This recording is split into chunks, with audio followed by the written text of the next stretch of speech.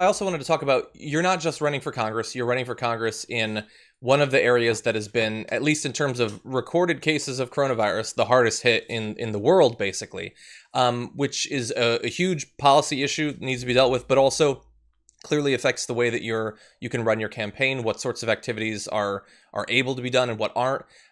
So what do you think about the response so far as it's affected your area, both from the state, Governor Cuomo, but also the federal government's response? How would you rate that? Yeah, the federal government receives a F, unfortunately. From the very beginning, we never responded with the sense of urgency that was needed regarding this pandemic. We were aware that it may be hitting our shores very soon, and we didn't respond urgently at all. Even after it hit our shores, the president still hasn't enacted the Defense Production Act with any sense of urgency. And as a result, thousands of people have died because of this. And we're talking nurses going to work every day, caring for the sick without PPEs, without masks, without gloves.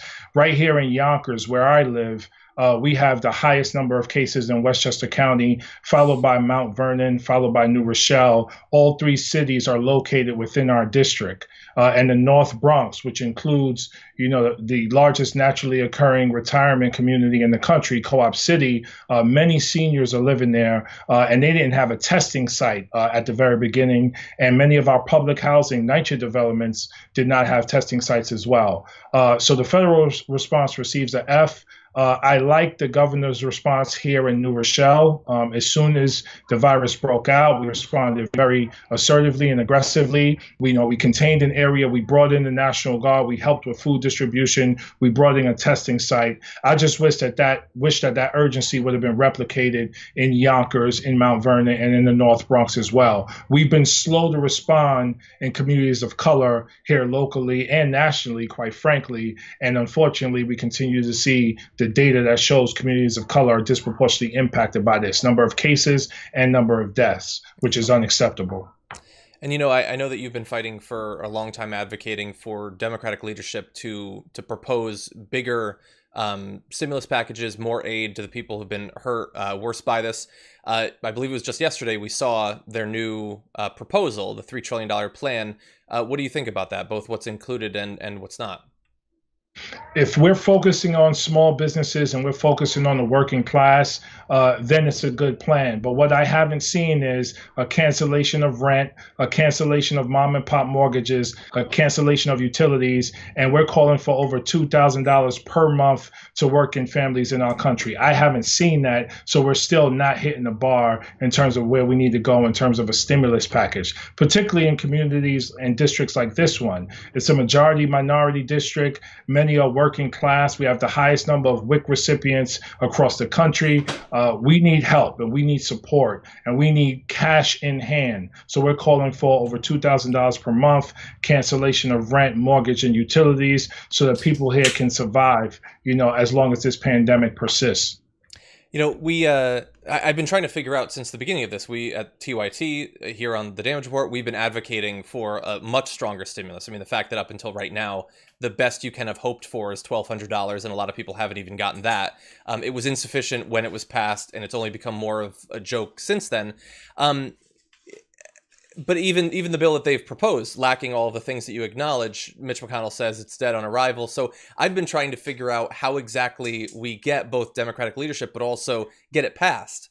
And I know you're involved in a number of digital events trying to raise awareness about, for instance, what like a green stimulus could do. I know you have an event with the Justice Democrats tomorrow. Is that sort of online organizing? Is that one of the best ways available to us to put pressure on the people in power right now? I believe it is. It's online organizing, it's Zoom calls, it's Google Hangouts, it's Facebook Lives. It's also calling your elected official's office and pushing them to be more assertive and more aggressive and challenging the Senate and challenging the Republicans in Congress. But again, we need more voices and more hands on deck and more people at the table. Right now, the progressive movement is doing very well. We're very strong, but we need to grow by the millions in order to move this country in the direction where it needs to go. Obviously, this election cycle, we have to beat Trump, flip the Senate and get the right Democrats in office. But going forward, we have to look to a future that we've never seen before. And we have to provide the vision, the creativity, and the imagination to build that future. And it's going to be progressives that build that future together.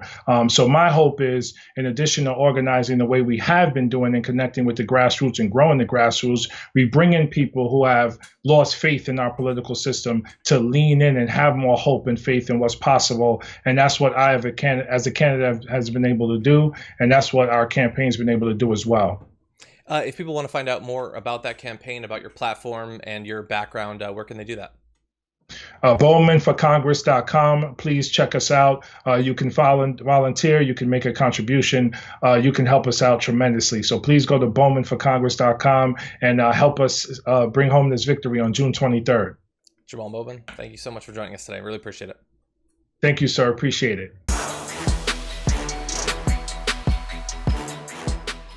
For more political news, breakdowns, interviews, stories of activism, and me trying my hardest to care about the occasional big celebrity news story, subscribe to our YouTube channel at youtube.com/The Damage Report. And you can ring the bell wherever it is so you don't miss anything.